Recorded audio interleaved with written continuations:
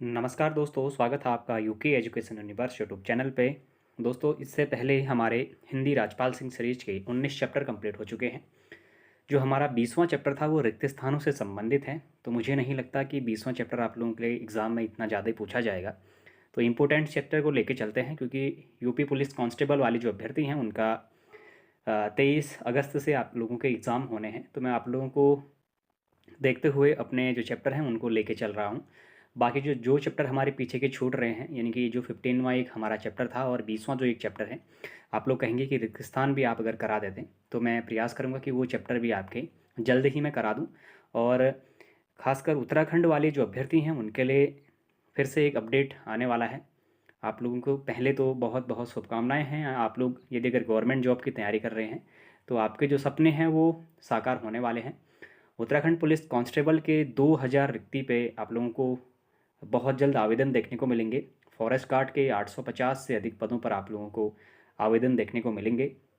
वहीं सीचपाल और अन्य जो समेत हमारी अन्य विभागों से संबंधित, चाहे कनिष्ठ सहायक है या फिर जो अन्य विभाग हैं उनसे संबंधित लगभग 1500 पोस्ट के आसपास वो भी देखने को मिलने वाले हैं।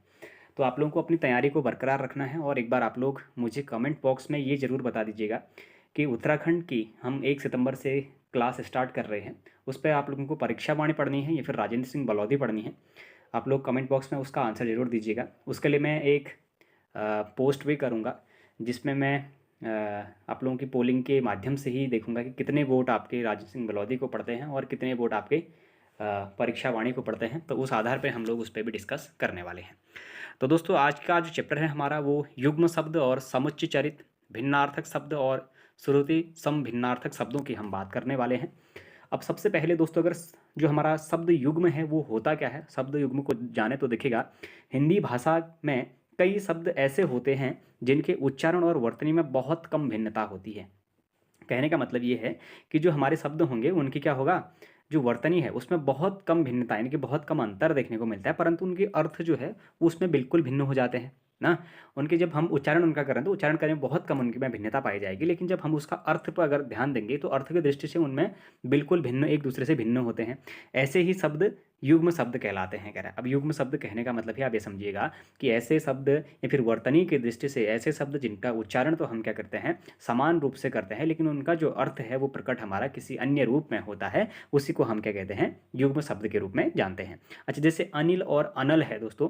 अगर अनिल की मैं बात करूं तो अनिल का मतलब हवा से है और अनल का मतलब हमारा आग से होता है, अग्नि से होता है। ठीक हो गया। उसी तरीके से अगर अली का मतलब देखें तो दोस्तों, अली हमारा भौरे को भी हमारा अली के रूप से जाना जाता है, और अली जो है हमारा वो सखी के रूप में जानी जाती है। तो अब अली और अली यानी कि छोटी और बड़ी की मात्रा का ही तो फर्क था ना, और एक में छोटी की मात्रा का फर्क था तो एक में फर्क ही नहीं था किसी चीज़ का। अनल डायरेक्ट हमारा पूरा शब्द आ गया था। तो इसमें हमारे छोटी छोटी जो चीज़ें हैं उनको समझने की आवश्यकता होती है। अब एग्जाम में यही चीज़ें आपसे पूछी जाती हैं। हम लोग आग का पर्यायवाची ज्वाला, अनल ये पढ़े रखते हैं, तो वहाँ पर जब अनिल भी आया रहता है तो हम लोग इतना ध्यान नहीं देते कि अनिल है कि अनल है। तो उस पर आप लोगों को ध्यान देना है कि जो अनिल है वो हवा का पर्यायवाची होता है, और आपका जो अनल है वो आग का पर्यायवाची के रूप में जाना जाता है। इसीलिए इनको क्या कहता है, युग्म शब्द या फिर भिन्नार्थक शब्दों के रूप में भी जाना जाता है। अब भिन्नार्थक कहने का मतलब है जिनका भिन्न अर्थ हो, विभिन्न अर्थ हो जिनका। ठीक हो गया। अच्छा, अली, अली में भी सेम वही चीज़ देखा हमने। अली में अगर देखा तो भौरा था और अली में आपका सखी था। ठीक हो गया। अच्छा, उसके बाद अगर समुच्चरित जो भिन्नार्थक शब्द हैं अगर उनको देखें दोस्तों, तो क्या कहता है, हिंदी में कुछ शब्द ऐसे होते हैं जिनका प्रयोग गद्य की अपेक्षा पद्य में ज़्यादा होता है या फिर अधिक होता है। इन्हें युग्म शब्द या समुच्चरित भिन्नार्थक शब्द कहते हैं। इनमें शब्दों की मात्राओं अथवा वर्णों में परिवर्तन होने से अर्थ में काफ़ी अंतर आ जाता है। जैसे अथक बिना थके हुए, और अथक जो कहा न जाए। अब क्या कह रहा है, अथक, अथक मतलब जो बिना थके हुए, अथक का मतलब बिना थके हुए, और अकथ उसी में अगर अकथ बोल देंगे, जो कहा न जाए, उसको हम उस रूप में प्रयोग करते हैं। अच्छा दोस्तों, अगर क्या इन एग्जाम्पल्स को अगर हम देखें तो आप लोगों को कहीं ना कहीं इनसे बहुत हेल्प मिलने वाली है। देखिएगा, जैसे अगर अनल का प्रयोग करें तो अनल का तो हमने आग के रूप में किया था, लेकिन अनिल का किसके रूप में किया था, हवा के रूप में किया था। ठीक हो गया, दोनों क्लियर हो गए होंगे। उसके बाद अगर आकार की बात करें दोस्तों, तो देखिएगा आकार का हमारा खान या फिर खजाना होता है आकार। ठीक हो गया। वहीं अगर आकर में, आकर और आकार में आपका फर्क रहेगा दोस्तों। आकार बोलेगा तो आकृति या रूप है, और आकर बोलेगा तो खान और खजाना से हम उसका तात्पर्य निकालेंगे। उसी तरीके से अली देखिएगा, एक ये तो अली का मतलब हमारा भौरा होता है, और अली की जब मैं बात करूँगा तो फिर मैं सखी की बात कर रहा हूँ, ठीक हो गया। अच्छा, उसी तरीके से हमारा आधी जो शब्द है यानी कि छोटी की मात्रा जहाँ पर होगी आधी, तो उसका मतलब है मानसिक कष्ट, आधी पहुँचाई, कहने का मतलब है मानसिक कष्ट पहुँचाया। और आधी की बात करूँगा तो आधा भाग आधी के रूप में हम प्रयोग में लाते हैं। उसी तरीके से अभिराम में हमारा क्या है, अभिराम सुंदर के रूप में जाना जाता है, और अविराम कहने का मतलब है जिसमें विराम लग ही नहीं रहा है, निरंतर रूप से चल रहा है, वो हमारा अविराम कहलाएगा। फिर देखिएगा अभय की बात करें तो निर्भय, अभय निर्भय या फिर जीवनदान। और उभय की बात करेंगे तो दोनों शब्दों के रूप में उसका प्रयोग किया जाएगा। अच्छा, अचल की बात करें तो स्थिर, अचल कहने का मतलब है जो टिका हुआ है, स्थिर है। और उसके बाद अगर अचला कहें तो अचला हमारा पृथ्वी का पर्यायवाची शब्द होता है। अगर आप लोगों ने वहाँ पर्यायवाची को अगर ध्यान से देखा होगा तो कहीं ना कहीं आप लोगों को ये देखने को मिल रहे होंगे। अब चपला आप लोगों को एक पर्यायवाची मैंने बताया था, वो किसका होता है, चपला, दामनी, सौदामनी, तड़ित। आप लोग इसका आंसर मुझे किस में देंगे, कमेंट बॉक्स में, ठीक हो गया। अच्छा, उसके बाद अम्बुज की अगर बात करें तो देखिएगा, अम्बुज का एक तो दोस्तों हमारा क्या होता है, कमल होता है। अब अम्बुज का कमल है लेकिन अम्बुद है, अम्बुज और अम्बुद में फ़र्क होता है। अम्बुज का मतलब कमल से है और अम्बुद का मतलब हमारा बादलों से रहता है, वारिद, ठीक हो गया।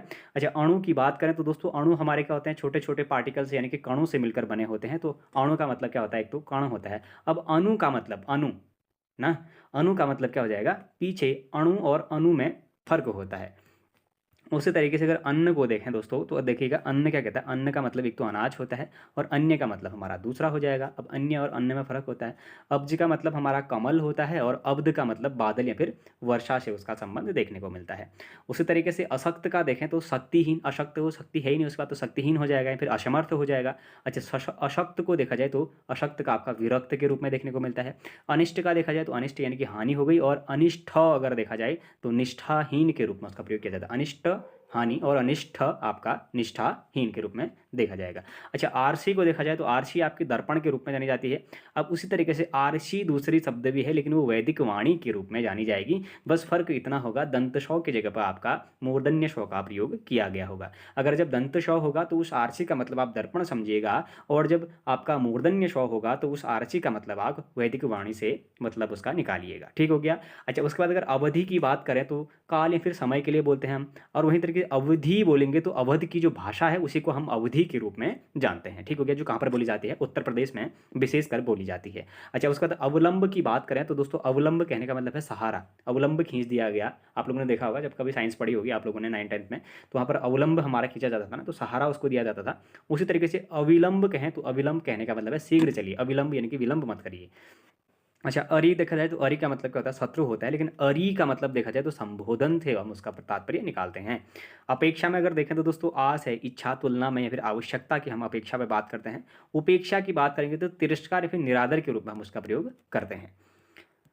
फिर देखिएगा, अगर अगम की बात करें दोस्तों तो अगम कहने का मतलब है दुर्लभ, अगम्य ना, जहाँ गमन न किया जा सकता है तो वो हमारा अगम हो गया, अगम्य हो गया। अब आगम है तो शास्त्र या फिर प्राप्ति से हम उसका, आगम से हम शास्त्र फिर प्राप्ति से उसका तात्पर्य निकालते हैं।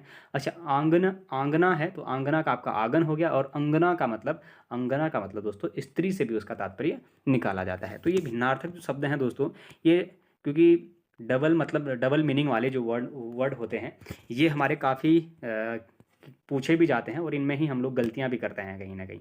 अगर देखा गया उसके बाद आगे तो अभिज्ञ है। अब जो अभिज्ञ है, जो नहीं जानने वाला है, उसी को हम अभिज्ञ कहेंगे। अच्छा, अनभिज्ञ कहें तो अनजान, जिसको कि उसके बारे में कोई ज्ञान ही नहीं है, वो अनजान हो जाएगा ना, कोई जानकारी नहीं है जिसको।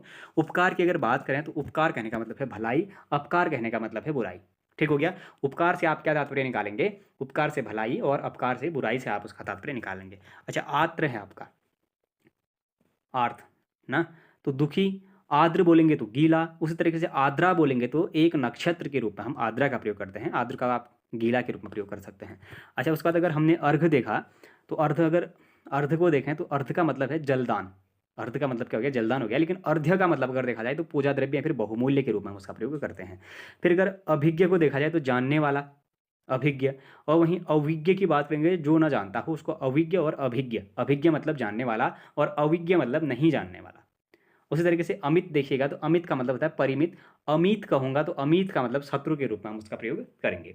फिर अशन को देखा जाए तो अशन का मतलब भोजन है, लेकिन आसन का मतलब बैठने की कोई वस्तु है, उसको हम आसन के रूप में प्रयोग करते हैं।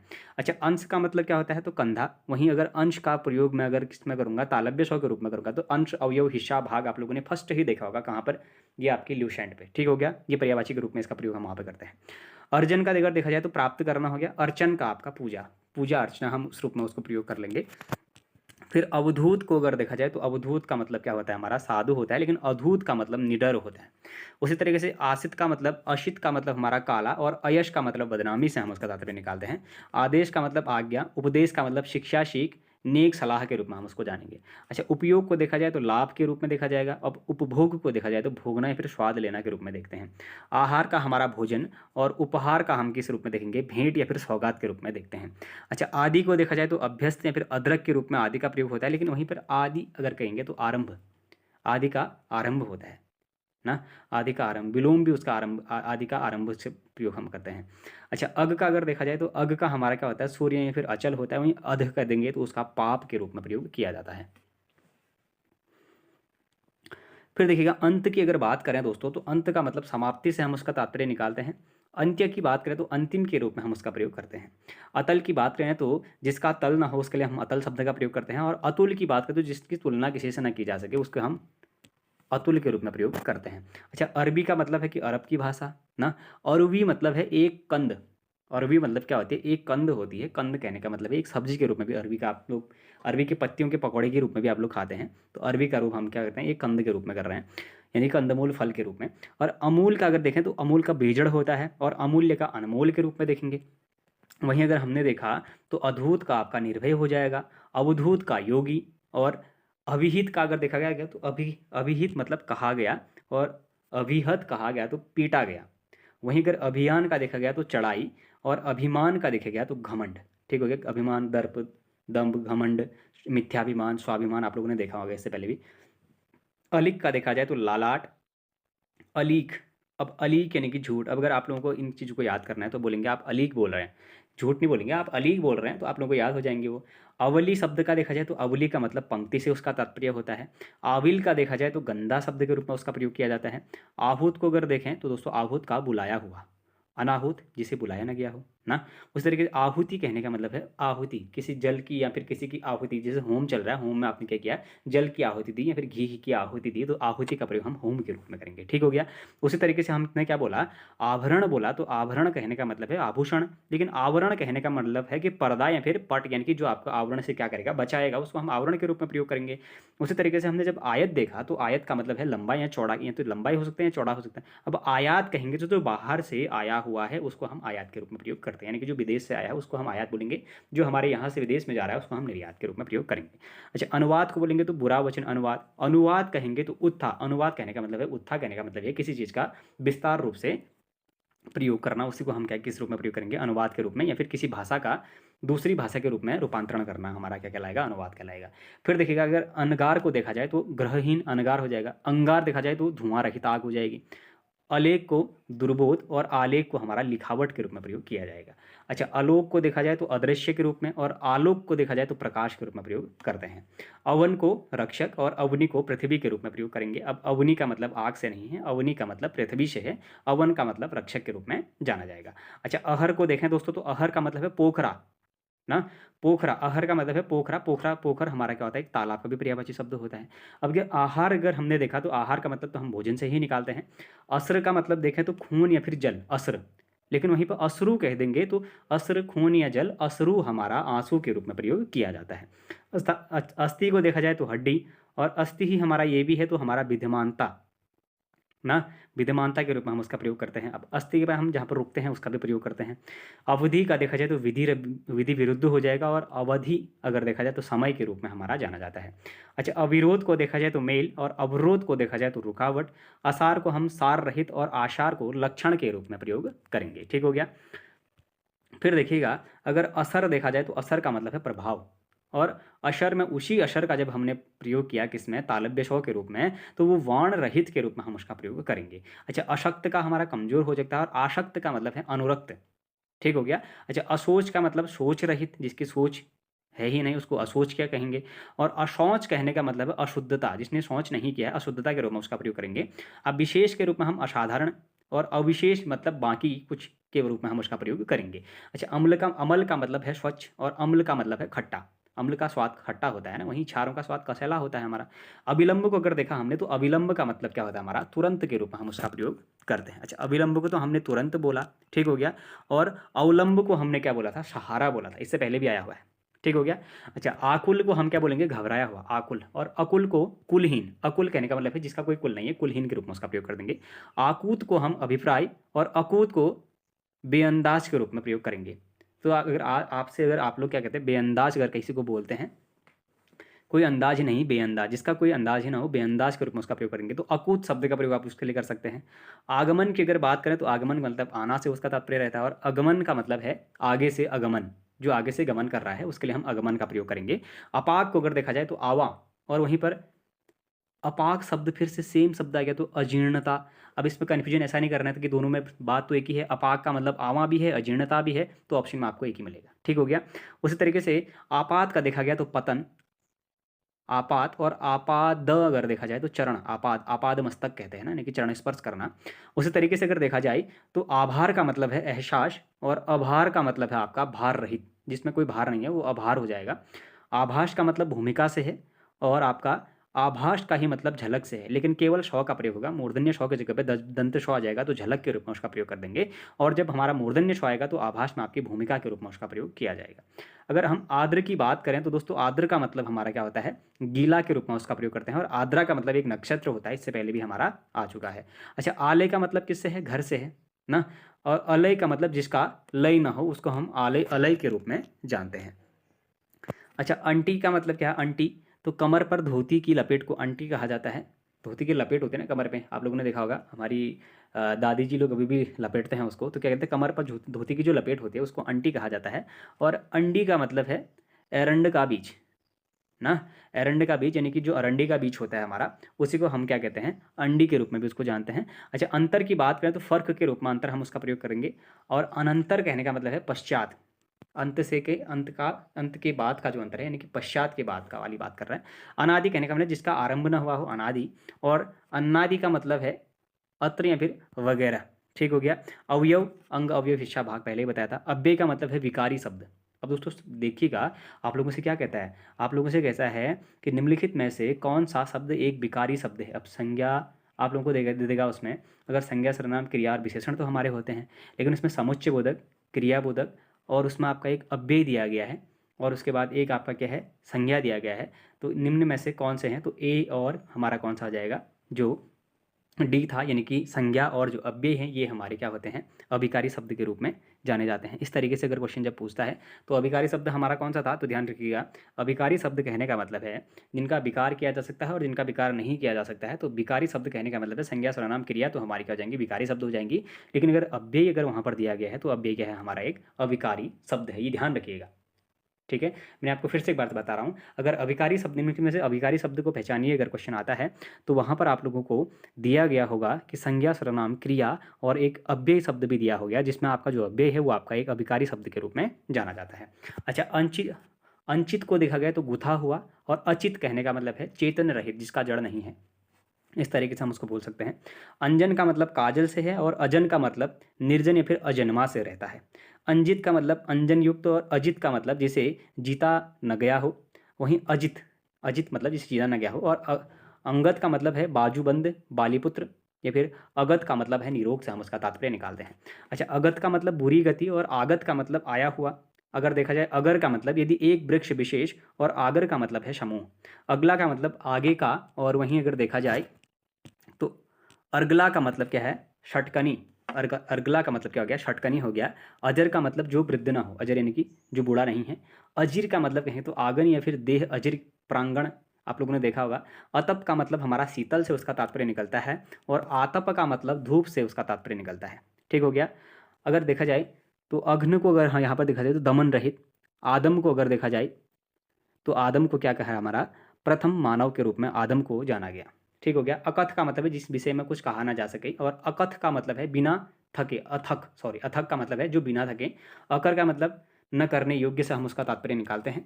वहीं अगर देखा गया तो आकर का मतलब क्या हो जाएगा, खदान से उसका तात्पर्य आकर यानी कि आकार देना, आकार का मतलब तो ढांचा हो जाएगा, लेकिन आकर का मतलब क्या हो जाएगा, खदान से उसका तात्पर्य निकालते हैं। फिर अगर देखा जाए तो अदांत का मतलब है अजितेंद्रिय, ठीक हो गया। अदांत का मतलब क्या हो जाएगा, बिना दांत का। इति का मतलब समाप्ति, और इति का जो मतलब है वो वही वहन या फिर विपत्ति, बाधा, आपदा के रूप में जाना जाएगा। अच्छा, इंदिरा का मतलब लक्ष्मी के रूप में उसका प्रयोग किया जाता है, इंदिरा का। वहीं इंदिरा का प्रयोग इंद्र की स्त्री के रूप में भी किया जाता है, ठीक हो गया। इत्र का हम सुगंध, वहीं अगर इतर की बात करें तो दूसरे के रूप में हम उसका प्रयोग करते हैं। अगर उत्पाद की बात करें तो उत्पाद का मतलब उत्पादन से है, और उत्पात का मतलब हमारा उपद्रव, हुड़दंग या मेरी आपका उच्छृंखल के रूप में हम उत्पाद को उस रूप में जानेंगे, ठीक हो गया। फिर अगर उधार की बात करें तो उधार का मतलब क्या है, किसी को ऋण देना या ऋणी, और वहीं उद्धार करना मतलब सदफल मिलना, उद्धार कर दिया आपने, इस तरीके से नहीं बोलते हम लोग, सदफल मिलना। तो उतर का मतलब है नीचे आना, उतर, और उत्तर का मतलब आपका जवाब के रूप में जाना जाता है। अच्छा, उतर का मतलब नीचे आना, और उत्तर जब बोलेंगे तो उसका जवाब देना के रूप में उसका प्रयोग करेंगे। उदाहरण की बात करें तो मिसाल, और उद्धरण की बात करें तो वैसा ही कथन हमारा उद्धरण के रूप में जाना जाता है। उद्धरण चिन्ह लगाते हैं ना आप लोग, तो वो वही चीज़ है, यानी कि किसी की कही हुई उक्ति को हम क्या बोलते हैं, जब लिखते हैं तो उसके लिए हम उद्धरण चिन्ह का प्रयोग करते हैं। इससे पहले हमने जो चैप्टर पढ़े हैं उसमें आपको डिटेल में बताया हुआ है। फिर देखिएगा, उपस्थिति की बात करें तो उपस्थिति का मतलब है उपलब्धता, किसी को उपलब्धता होना, और उपस्थित मतलब हाजिर होना के रूप में प्रयोग करते हैं। अच्छा, उबारना का मतलब उद्धार करना, और उभारना, उबारना अलग चीज़ है, उद्धार करना, और उभारना का मतलब है उत्साहित करना, ठीक हो गया। ऊन का मतलब वे, और ऊन का मतलब भीड़ आदि के जो बाल होते हैं उसको हम ऊन के रूप में प्रयोग करते हैं। फिर देखिएगा, और की बात करें तो और मतलब तरफ, और मतलब तथा के रूप में प्रयोग करेंगे। ओटना मतलब है कि कपास अलग करना, ओटना, और ओटना की बात करेंगे तो गर्म करना के रूप में उसका प्रयोग करते हैं। अच्छा, ऋतु का मतलब क्या है, तो ऋत का मतलब सत्य होता है, ऋतु का मतलब मौसम के रूप में प्रयोग करेंगे। वहीं अगर कुल की बात करें तो दोस्तों खानदान, वंश, सारा के रूप में प्रयोग करते हैं, और कुल मतलब है किनारा, ठीक हो गया। कृति का मतलब क्या है, रचना से है, और कृति का मतलब रचनाकार, निपुण, दक्ष और पुण्यात्मा के रूप में उसको जानते हैं। कपि का मतलब क्या हो जाता है, बंदर, कपि, कपीस के रूप में हम प्रयोग करते हैं। जब कपि बोलेंगे तो घिरनी के रूप में कपि का हम प्रयोग देखेंगे। फिर देखिएगा, कली की बात करें तो दोस्तों कली हमारा किस में आता है, कलयुग के लिए कली शब्द का प्रयोग होता है। वहीं अगर क्रांति की बात करें तो उलटफेर, क्रांति यानी कि उलटफेर, और कांति का मतलब है चमक, ठीक हो गया। अच्छा, क्रांति का अगर बात करें तो दोस्तों थकावट के रूप में प्रयोग करते हैं, और कटिबंध का हम किस रूप में करेंगे, तैयार, कमर कसे, कटिबंध, ठीक हो गया। और कटिबंध, कटिबद्ध और कटिबंध में फर्क होता है। कटिबद्ध हमारा के तैयार कमर कसे हुए, और कटिबंध आपका कर्मबद्ध, करनी, पृथ्वी का भाग, भाग को हम कटिबंध के रूप में जानते हैं। अच्छा, कोश की बात करें तो कोश का मतलब खजाना, ठीक हो गया। कोश का मतलब हम खजाने से उसकी तात्पर्य कर रहे हैं, और कोश का ही मतलब शब्द संग्रह के रूप में भी किया जाता है। और वहीं तरीके से एक कोश और आएगा तो दूरी के रूप में इसका प्रयोग किया जाता है। अब कौन से कोश का मतलब खजाना है, शब्द संग्रह है, और दूरी है, बड़ा मुश्किल कार्य हो गया। तो हम देखेंगे, जब पेट कटा शौ आएगा यानी कि मूर्धन्य शौ आएगा तो उसका मतलब हमारा खजाना होगा। जब तालव्य शौ आएगा तो उसका मतलब हमारा शब्द संग्रह हो जाएगा। और जब हमारा दंत्य शौ आ जाएगा तो उसका मतलब हमारा दूरी के रूप में हम उसका प्रयोग करेंगे। तीनों ही इंपॉर्टेंट हैं, आप लोग ध्यान रखिएगा, ऐसे ही क्वेश्चन कन्फ्यूजन क्रिएट करने के लिए पूछे जाते हैं। अब कपीश का मतलब क्या है, हमारा सुग्रीव है, या फिर हमारा हनुमान जी के रूप में भी उसका प्रयोग किया जाता है। अच्छा, कपिश बोलेंगे तो मटमैला, कपीश तो हनुमान जी सुग्रीव हो गया, लेकिन हमारा जो कपिश है वो हमारा क्या हो गया, मटमैला के रूप में। अब करकट कहने का मतलब है केकड़ा, करकट केकड़ा, केकड़ा हो गया हमारा। और इसी में अगर करपट बोलूंगा तो हमारा क्या हो जाता है, कपड़ा हो जाता है, तो उसका तत्सम रूप है, ठीक हो गया। अच्छा, करकट को बोला जाए तो करकट हमारा कूड़ा होता है, यानी कि कूड़ा करकट बोलते हैं ना हम लोग, कूड़ा करकट ऐसे याद कर सकते हैं। कंगाल को हम क्या बोलेंगे, निर्धन, ठीक है। कंगाली में चल रहा है कहने का मतलब धन बिल्कुल भी नहीं है, तो निर्धन हो रहा है, इस तरीके से प्रयोग करिएगा। कंकाल की बात करें तो दोस्तों कंकाल का मतलब है अस्थि, या फिर पंजर के रूप में उसका प्रयोग करते हैं। कथा, अब कथा कहने का मतलब है किसी वृक्ष की एक छाल, और कथा कहने का मतलब है कोई कहानी, ठीक हो गया। कच्छ का मतलब है बाल, केस ना, इस तरीके से हम उसका प्रयोग करेंगे। लेकिन कुछ की बात करेंगे तो कुछ मतलब स्तन के रूप में उसका प्रयोग किया जाता है। अच्छा, कर्म का प्रयोग हम कार्य के लिए, और क्रम का प्रयोग सिलसिला के लिए करते हैं। अच्छा, कर्ण का उसी तरीके से देखा जाए तो एक कारक, या फिर कर्ण का देखा जाए तो कान के रूप में प्रयोग करते हैं। कृत का किया हुआ, और क्रीत का खरीदा हुआ के रूप में प्रयोग करेंगे। कृपाण का प्रयोग हम लोग कटार, और कृपण का हम कंजूस के रूप में प्रयोग करते हैं। अच्छा, कुंडल की हमने बात की तो कान का आभूषण, और कुंतल मतलब सिर के बाल, सिर के बालों को कुंतल, और कुंडल आपके कान का जो आभूषण होता है उसको कहा जाता है। फिर अगर देखा गया तो कृषाण का मतलब है किसान, ठीक हो गया। कृषाण का मतलब किसान है, लेकिन कृषाणु का मतलब आग है, कृषाण जात देव आता है ना। तो कृषाणों का मतलब क्या हो गया, आग हो गया। कटीली का मतलब क्या होता है, तो तीक्ष्ण के रूप में, और कंटीली का मतलब है कांटेदार, कंटीली के रूप में प्रयोग करेंगे, और कटीली का मतलब तीक्ष्ण के रूप में प्रयोग किया जाएगा। अच्छा, कंत का मतलब पति हो गया, कंथा का मतलब गुदड़ी हो गया, क्रदन का मतलब दुख हो गया, और कदत्र का मतलब हमारा कुत्सित अन्न के रूप में हम उसका प्रयोग करते हैं। कीटी का प्रयोग हम सुअर और कीट का प्रयोग कीड़ा के लिए करते हैं। कीर का प्रयोग हम तोता के लिए, और करी का प्रयोग हम लोग हाथी के लिए करते हैं। अच्छा, कोलित का जो प्रयोग है वो कील के लिए, और कलित का जो प्रयोग है वो सुंदर शब्द के लिए करते हैं। वहीं केत का प्रयोग हम घर के लिए, और केतु का हम पताका के लिए करते हैं। ठीक हो गया, ध्वजा, पताका, केतु, इस तरीके से इसका प्रयोग किया जाएगा। अच्छा, कड़ी का अगर देखा जाए तो कड़ी कहने का मतलब है जंजीर का छल्ला, हम कड़ी के रूप में जानते हैं। और कढ़ी, अब कढ़ी कहने का मतलब दही बेसन का मिश्रण, यानी कि आप जिसको आप लोग क्या कहते हैं, कड़ी चावल के रूप में खाते भी, वो कढ़ी, कढ़ी कड़ी नहीं होती है, कड़ी ही होती है। ठीक हो गया। अच्छा, करोड़ का मतलब है 100 लाख। अब क्रोड का मतलब गोद के रूप में हम उसका प्रयोग करते हैं, क्रोड। ठीक हो गया। और 1 करोड़ आपका पृथ्वी वाले रूप में भी जाना जाता है। अच्छा, कल्पना के रूप में अगर देखा जाए तो विलखना, और कल्पना कहने का मतलब है अमूर्त विचार। ठीक हो गया। कोर का मतलब है सिरा, और कौर का मतलब है निवाला। वहीं अगर कौशल की बात करें तो कौशल बोले तो अयोध्या प्रदेश। वहीं कौशल की बात करें तो निपुणता के रूप में जाना जाता है। कढ़ाई कहने का मतलब है कड़ापन, और कढ़ाई कहने का मतलब है काशीदारी कार्य ना, काशी, काशिदाकारी। और वहीं कढ़ाई अगर देखा जाए तो एक गोल बर्तन के रूप में कढ़ाई का प्रयोग करते हैं। कटौती अगर देखें तो कमी, कठौती अगर देखा जाए तो काठ का बर्तन के रूप में देखा जाता है। कुट का मतलब किला या घर, कूट का मतलब पहाड़ की चोटी या व्यंग, और वहीं केस का मतलब बाल है, और वहीं दूसरे केस का मतलब हमारा मुकदमा है। अब केश बाल कब होगा, जब तालव्य शव होगा। दंत शव केश में जब होगा तो उसका मतलब मुकदमा से उसका तात्पर्य निकालेंगे। ठीक हो गया। अच्छा, उसके बाद अगर देखा गया तो हमारा जब केसर आया तो केसर का मतलब किससे है, सिंह की गर्दन के बाल केसर। अच्छा, वहीं अगर देखा जाए हमने कौन सा शव था, तालव्य शव था। अब वहीं तरीके से अगर हम दंते शव में अगर केसर का प्रयोग करेंगे तो जाफरान या फिर कुमकुम का प्रयोग करते हैं। अच्छा दोस्तों, जाफरान की सबसे अधिक खेती कहाँ पर करी जाती है, तो जम्मू कश्मीर में करी जाती है, आप लोग ध्यान रखिएगा। ठीक हो गया। अच्छा, अगर कौड़ी की बात करें तो 20 या 20 का समूह हमारा कौड़ी के रूप में जाना जाता है। अच्छा, कौड़ी की बात करेंगे तो एक तरह का घोंगा। ठीक हो गया। फिर उसका खर्राच की अगर बात करें तो मितव्ययी या फिर अमित व्ययी के रूप में हम उसको जानते हैं। अगर खरोच की बात करें तो छिल जाने या फिर रगड़ का चिन्ह हो जाएगा। खोआ हमारा किस रूप में, दूध से निर्मित खोवा के रूप में जानते हैं। और खोया को हम भूल गया हुआ शब्द के रूप में प्रयोग करेंगे। अच्छा, खरा की बात करें तो विशुद्ध, और खर्रा का मतलब है लंबा या फिर टिड्डा। ठीक हो गया। अच्छा, गगरा का मतलब है घड़ा, और घघरा का मतलब है लहंगा। उस तरीके से गड़ना का मतलब चुभना, और गड़ना का मतलब है बनाना। ठीक हो गया। फिर देखते हैं, गुड़ का मतलब मीठा पदार्थ हो जाता है। वहीं गुड़ का मतलब हमारा गंभीर के रूप में जाना जाएगा। गोरा का मतलब सफ़ेद, और गोला का मतलब हमारा गोल वस्तु के रूप में जाना जाता है। फिर देखिएगा, ग्रंथ का अगर देखें तो पुस्तक, ग्रंथि का हमारा गांठ, गूंथना का पिरोना, और गूंधना का हमारा सुनना, गुटका का पुस्तिका, और वहीं गुटिका का हमारा गोली के रूप में जाना जाता है। गिरी का पहाड़, और गिरा का हमारी वाणी के रूप में जाने जाते हैं। गण का हमारा समूह के रूप में, और गण्य का गिना जाने वाला शब्द के रूप में प्रयोग किया जाता है। फिर गत की अगर बात करें तो व्यतीत है, और गति का मतलब चाल के रूप में हम उसका प्रयोग करते हैं। ग्रह का मतलब यानी कि सूर्य, चंद्र आदि अन्य जो ग्रह हैं ये हमारे ग्रह के रूप में, और ग्रह का मतलब घर से उसका तात्पर्य देखने को मिलता है, केवल रॉ का ही उसमें प्रयोग अन्य देखने को मिलेगा। फिर देखिएगा, अगर गाड़ी की बात करें दोस्तों तो गाड़ी का मतलब है धनी, गिरी का मतलब पर्वत, और गिरी का मतलब है बीज या गूदा। अगर गे की बात करें तो गाने वाला, और गे और ग्यो वाला गे में अलग बात है, जो जाना जा सके। अब घोर की बात करें तो बुरा, घोल की बात करें तो मिश्रण, चपत की बात करें तो थप्पड़, और चंपत की बात करें तो गायब के रूप में हम उसका प्रयोग करते हैं। ठीक हो गया। चिता की बात करें तो शव जलाने के लिए प्रयुक्त लकड़ी का जो ढेर होता है उसको हम चिता के रूप में प्रयोग करते हैं। और चिंता की अगर बात करें तो फिक्र या फिर परवाह के रूप में उसका प्रयोग किया जाता है। चतुष्पथ का मतलब है कि चौपाया, और चतुष्पथ का मतलब है चौराहा। चर्म का मतलब चमड़ा से है, और चरम का मतलब उच्च शब्द से उसका तात्पर्य निकाला जाता है। ठीक हो गया।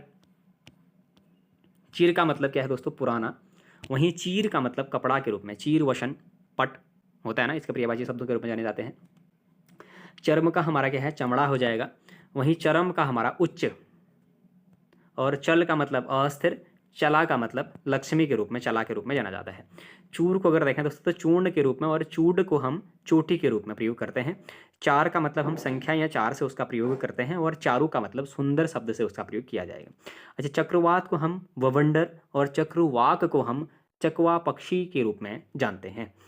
अब उसके बाद अगर देखा जाए छत, छत का मतलब पाटन से है और छत का मतलब हमारा चोट से उसका तात्पर्य निकलता है। वहीं अगर छीन की बात करें तो दोस्तों ज़बरदस्ती ले जाना छीन के रूप में प्रयोग किया जाएगा, और छीण कहने का मतलब है कमज़ोर। छत्र का मतलब छाता से है और छत्रव का मतलब क्षत्रिय से हम उसका प्रयोग निकालते हैं। जगत को हम संसार के रूप में प्रयोग करते हैं और जगद को हम कुएं का चबूतरा जगत, अगर हलंत का प्रयोग कर देंगे तो संसार के रूप में उसका प्रयोग देखने को मिलेगा। अच्छा, जुआ की अगर बात करें तो जुआट है बैल के कंधे पर रखी जाने वाली लकड़ी के रूप में हम उसका प्रयोग करते हैं।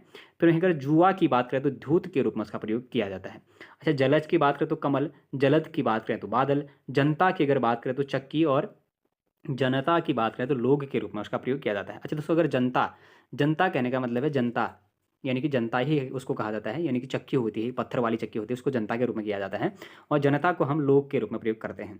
अच्छा, जुड़ा को हम देखें तो संलग्न के रूप में उसका प्रयोग किया जाता है। जूड़ा अगर देखा जाए तो जूड़ा यानी कि केशों का बंधन, यानी कि बालों का जो बंधन बंधन होता है उसको जूड़ा के रूप में प्रयोग करते हैं। जघन्य को अगर देखा जाए तो गर्हित या फिर गंभीर जघन्य, और जघन को हम नितंब, नितंब के रूप में प्रयोग करते हैं। फिर देखिएगा जवान की अगर बात करें तो जवान मतलब जीभ का प्रयोग कर रहे हैं, और जवान का मतलब युवा शब्द से हम उसका तात्पर्य निकालते हैं। जरठ कहने का मतलब है बूढ़ा, और जठर कहने का मतलब है पेट। ठीक हो गया, जठर और जरठ में प्रयोग हमने देखा। जरठ को हम बूढ़ा और जठर को हम पेट में होने वाला जो रस है उसको हम जठर रस के रूप में भी प्रयोग करते हैं, जो हमारा HCl के रूप में होता है स्टमक में। ठीक हो गया, यानी कि आमाशय में होता है। अब अगर देखा जाए जामुन को, तो जामुन कहने का मतलब है दूध जमाने की जो खटाई होती है उसको जामुन कहा जाता है। और लेकिन जामुन की बात करेंगे तो पेड़, एक पेड़ और उसके फल को हम जामुन के रूप में प्रयोग करते हैं। जाला मतलब झिल्ली से उसका तात्पर्य निकाला जाता है। ज्वाला मतलब आग की लौ या लपट से हम उसका प्रयोग करते हैं। जोंक का मतलब है पानी का एक कीड़ा, और झोंक का मतलब है झुकाव। उसी तरीके से झक का मतलब है शनक, और झख का मतलब है तुच्छ कार्य, झख। अब उसका झर का मतलब है पानी गिरने का स्थान झर होता है, और छर का मतलब है छर्रों के वेग से निकलने वाला जो शब्द है वो छर के रूप में प्रयोग किया जाता है। टपक शब्द का प्रयोग देखा जाए तो बूंद बूंद करके पानी गिरने का जो शब्द है उसको हम टपक बोलते हैं। और थपक कहने का मतलब है प्रेमवश किसी की हथेली, हथेली मारना हमारा थपक के रूप में जाना जाता है। अच्छा, अगर टुक को देखा जाए तो जरा, और टूक का मतलब है टुकड़े के रूप में हम उसका प्रयोग करते हैं। तो दोस्तों आज हमने भिन्नार्थक शब्दों या फिर युग्म शब्दों के बारे में डिस्कस किया। लगभग हमने 4 पन्ने आज डिस्कस किए। उन 4 पन्नों में बहुत जल्दी जल्दी से हमने उन चीज़ों को कवर किया है। बहुत सी चीज़ें ऐसी होंगी जो आपके समझ में बिल्कुल एकदम से आ जाएंगी, और कुछ चीज़ें ऐसे होंगी जो नहीं आ पाएंगी, तो आपको 1 से 2 बार उस वीडियोज़ को देखना है।